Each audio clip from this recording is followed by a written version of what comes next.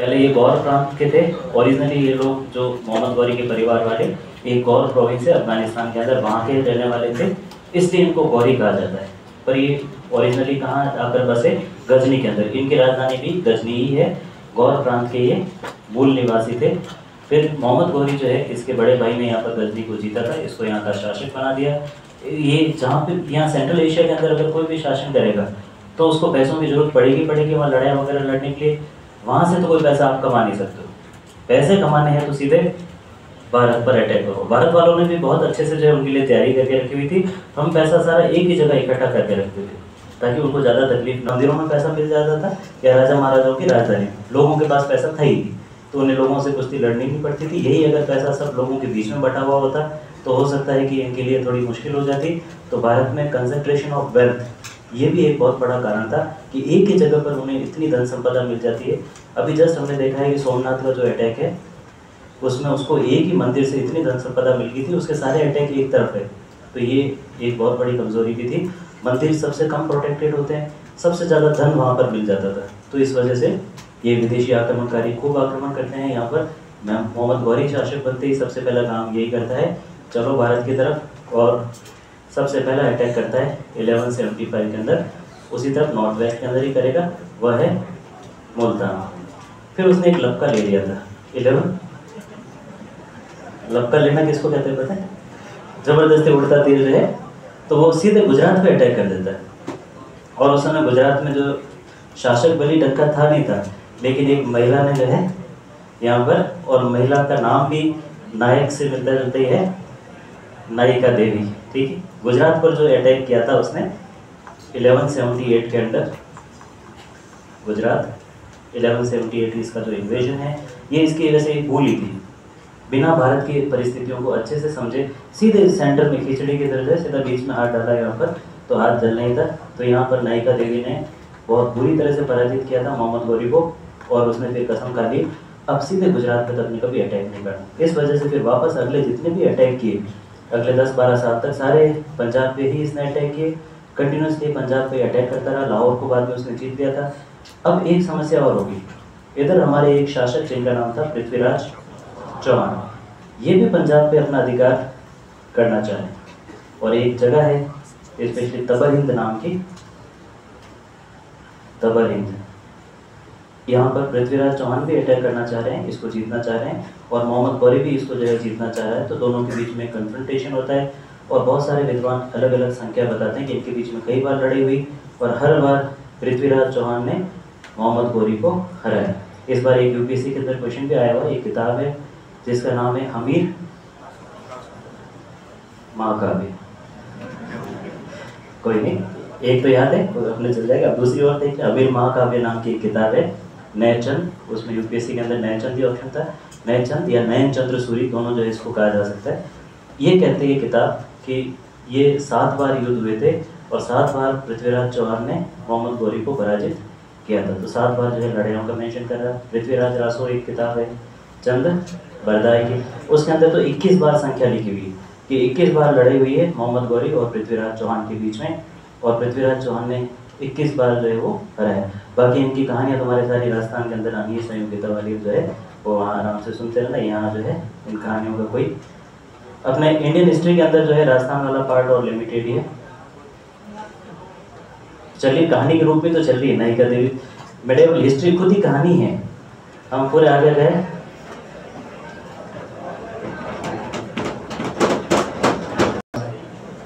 तो पृथ्वीराज चौहान यहाँ पर एक बहुत भारी भूल करते हैं। इन्होंने आसपास जितने भी जो हिंदू राज्य थे इन सब से भी इन्होंने दुश्मनी ले ली, इसलिए इनके कोई ज़्यादा सहयोगी बचे नहीं। जैसे जयचंद जो थे, कहाँ के शासक थे? कन्नौज के, गढ़वाल वंश के शासक थे। उनकी एक बेटी थी संयोगिता, संयोगिता वाला जो है एपिसोड है। और वैसे कई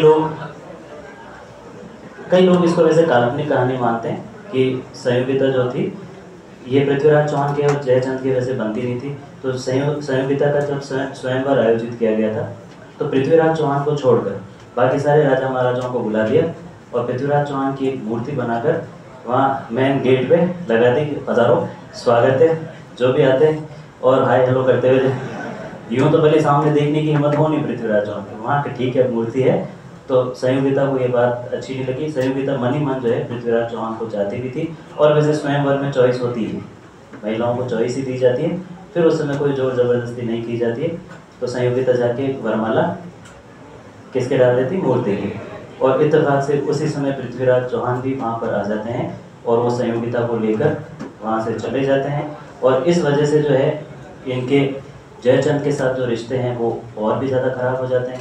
और कई लोग आरोप भी लगाते हैं कि इतिहासकार में जयचंद को गद्दार की जो है वो संख्या ऐसी दी जाती है कि मोहम्मद गौरी को इन्वाइट जो किया था वह जो जयचंद नहीं किया था। पर ये सारे जो है ज़्यादा इस तरह की जो बातें हैं वो बाद में ऐसे इतिहासकारों ने अपने हिसाब से मनगढ़ंत तरीके से निकले, क्योंकि कोई ऑफिशियल जानकारी तो होती नहीं थी। और पृथ्वीराज चौहान जो है वो फिर बाद में अगला युद्ध लड़ते हैं मोहम्मद गौरी के साथ 1191। इवन महोबा वगैरह जितने भी राज्य थे सबसे जो है लड़ लिए थे, अलाउदल और ये सारी तुम्हारे जो है कहानियाँ राजस्थान के अंदर आनी है, तो उसके अंदर ये सब जगहों पर पृथ्वीराज चौहान दुश्मनी ले लेते हैं। तो लास्ट में इनके साथ लड़ने वाला कोई नहीं था। 1191 के अंदर तराइन का एक युद्ध हुआ। इस युद्ध के अंदर पृथ्वीराज चौहान मोहम्मद गौरी को बहुत बुरी तरह से हरा देते हैं।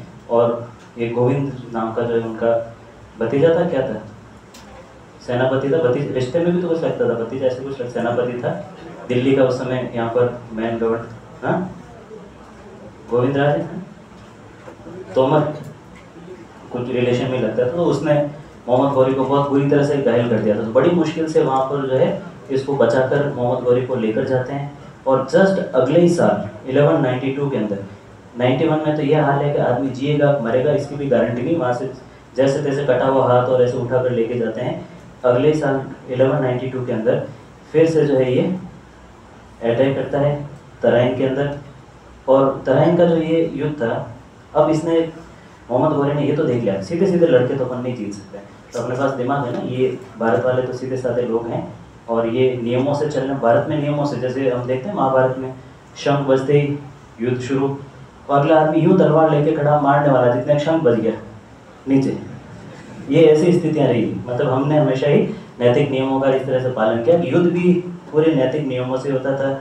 सूर्योदय बीच में जितने भी जो लोग मारे जाते थे ये सबको सम्मान पूर्वक, चाहे वो दुश्मन का सैनिक को कोई लेना देना नहीं, पूरे जो है सम्मान दिया जाता था। लेकिन यहाँ पर 1192 के अंदर जब तराइन में वापस ये मिलते हैं तो मोहम्मद गौरी क्या करता है, एक चाल चलता है और इनको बातों में उलझाए रखता है। ये काम करता है, क्या मतलब रोज रोज लड़ने का, ये तबर ही है, ये काम को आधा आधा बांट लेते और इस तरह से जो है उलझाए हुए रखा था। और इधर जो राजपूत सेनाएं थी बिल्कुल आराम से निश्चित इसके लिए बेटे की हिम्मत नहीं होगी लड़ने की। पहले से क्यों गलतफहमी थी कि बुरी तरह से हराया था और साल भर पहले ही हराया था, तो उनको ये लग रहा था कि ये समझौता करने आया है। और रात में आराम से सो रहे थे इधर तो, और ये रात में अटैक करते हैं और इस युद्ध के अंदर पृथ्वीराज लड़ते हुए मारे जाते हैं। अब इसमें भी आगे कहानियाँ जुड़ गई कि यहाँ से ये बंदी बनाकर लेकर जाता है गजनी, वहाँ जाकर जो है इस सिंहासन पर बैठा था और फिर एक तीर दिया था कि लो लगा लो तुम्हारे जो है निशाना लग, पहले आंखें फोड़ दी थी कि अंदर जो है कर दिया था। फिर चंद्रबरदाय जो है वो कहता है 4 बांस 24 गज अंगुल अष्ट प्रमाण ताव पर सुल्तान बच चुके चौहान। ये सब कहानी थी। बाकी सच्चाई ये है कि युद्ध भूमि में ही पृथ्वीराज चौहान लड़ते हुए मारे जाते हैं। इस युद्ध में मोहम्मद गौरी की जीत हो जाती है और इसी के साथ पूरा नॉर्थ इंडिया जो है अब तुर्कों के अंडर में आ गया। सबसे शक्तिशाली जो शासक था वह पृथ्वीराज चौहान ही, पृथ्वीराज चौहान को हरा दिया तो इसका मतलब इन्होंने पूरी तरह से नॉर्थ इंडिया को एक्वायर कर लिया। फिर एक मेन चैलेंज बचा था कन्नौज का, उसको भी उन्होंने निपटा दिया 1194 के अंदर। जो युद्ध हुआ है वह है चंदावर का युद्ध, किसके खिलाफ, कन्नौज के खिलाफ, और कन्नौज का शासक है वह है जयचंद। जयचंद की जो डायनेस्टी है वह है गढ़वाल, गढ़वाल राजवंश है, ये गढ़वाल डायनेस्टी है, इसका जयचंद है। और जयचंद भी इस युद्ध के अंदर लड़ता हुआ मारा जाता है। अगर वाकई जयचंद ने इन्वाइट किया होता तो ये शायद लड़ाई नहीं होती। तो इस तरह से ये जो तथ्य कई इतिहासकार देते हैं कि जयचंद ने मोहम्मद गौरी को इन्वाइट किया था, ऐसे खूब आरोप लगते हैं कि राणा सांगा ने बाबर को इन्वाइट किया था भारत पर अटैक करने, पर ऐसे कहीं कोई हिस्टोरिकल प्रूफ हमें नहीं मिलते। तो 1194 के अंदर चंदावर को भी जो है, चंदावर के युद्ध में इसने कन्नौज को भी जीत दिया और अब पूरी तरह से जो है नॉर्थ इंडिया पर बिना कोई डिस्प्यूट के तुर्क जो है वो शासन करने लग जाते हैं। यहाँ पर मोहम्मद गौरी अपने सेनापति नियुक्त करके वापस चला जाता है गजनी, और सेनापति जो मैन पीछे दिल्ली वाले एरिया का था वह था कुतुबुद्दीन ऐबक। बाकी अलग अलग जगहों के अलग अलग थे, लाहौर का उधर अलग। ये अजमेर दिल्ली वाले जितने भी एरिया जीते गए थे इसमें कुतुबुद्दीन ऐबक को नियुक्त किया और वो जो है वापस चला गया। फिर एक खोखर जो जनजाति थी इस नॉर्थ वेस्ट प्रोविंसेस के अंदर खूब सारी जनजातियाँ हैं। इवन सिकंदर ने जब आक्रमण किया था उस समय भी उसका खूब सारी जनजातियों से यहाँ सामना हुआ था। तो खोखर भी एक जनजाति है, कौन से नॉर्थ वेस्ट प्रोविंसेस के अंदर। और खोखर जनजातियों ने विद्रोह कर दिया था, तो उनके विद्रोह को दबाने के लिए मोहम्मद गौरी एक बार वापस भारत आता है 1205 के अंदर। ये इसकी वापसी होती है।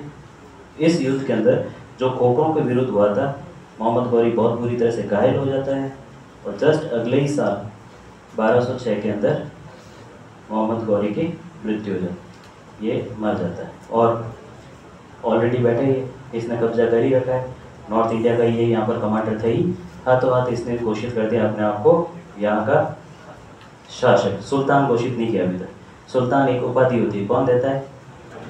खलीफा। इसने सुल्तान की उपाधि धारण नहीं की, इसने अपने आप को यहाँ का शासक घोषित कर लिया। मैं यहाँ का जो है गवर्नर हूँ, शासक हूँ, और ये एक नए राजवंश की स्थापना करेंगे। ये करेगा जो 1206 से शुरू होगा, वह है गुलाम वंश, क्योंकि ये किसका गुलाम था? मोहम्मद गौरी का गुलाम था, और इस वजह से इसको आगे गुलाम वंश के नाम से ही जाना जाता है। तो ये नए जो है राजवंश की स्थापना होगी। और मोहम्मद गौरी से रिलेटेड एक और फैक्ट है कि इसने कुछ ऐसे सिक्के चलाए जिन पर देवी लक्ष्मी के चित्र मिलते हैं, और साथ ही साथ देवनागरी लिपि के अंदर अपना एक नाम जो मोहम्मद बिन साम है, ये इसका एक टाइटल था मोहम्मद बिन साम, ये भी सिक्कों के ऊपर उसने लिखा है। तो मोहम्मद बिन साम देवनागरी के ऊपर लिखवाकर लक्ष्मी की आकृति वाले उसने जो सिक्के जारी किए। ये वही सिक्के जो पहले से चले आ रहे थे, देहलीवाल सिक्के, बस खाली उसने उसके अंदर थोड़े से चेंज किए। तो भारत में तुर्कों के आगमन के समय किस तरह के सिक्के चलते थे, तो वो है देहलीवाल सिक्के। मोहम्मद गौरी के सिक्कों की विशेषता ये है कि इसके सिक्कों के ऊपर हमें लक्ष्मी की जो है वो आकृति मिलती है, प्लस देवनागरी लिपि जो हिंदी वाली अपनी लिपि है उसमें उसने क्या लिखवाया? मोहम्मद बिन साम। मोहम्मद बिन साम जो है ये लिखवाया। ठीक है, तो ये मोहम्मद गौरी जो है अपने बस इतने ही मेन चीज़ें जो याद रखना है। एक तो तराइन का युद्ध 1192 वाला, जिसके अंदर पृथ्वीराज चौहान लड़ते हुए मारे जाते हैं और तुर्कों का अधिकार हो जाता है नॉर्थ इंडिया के ऊपर। और फिर एक जो है चंदावर का युद्ध जयचंद के खिलाफ है। ठीक है, ज़्यादा इसके अंदर फैक्ट नहीं है अपने, और इसी को वाला फैक्ट जो है देख लेंगे।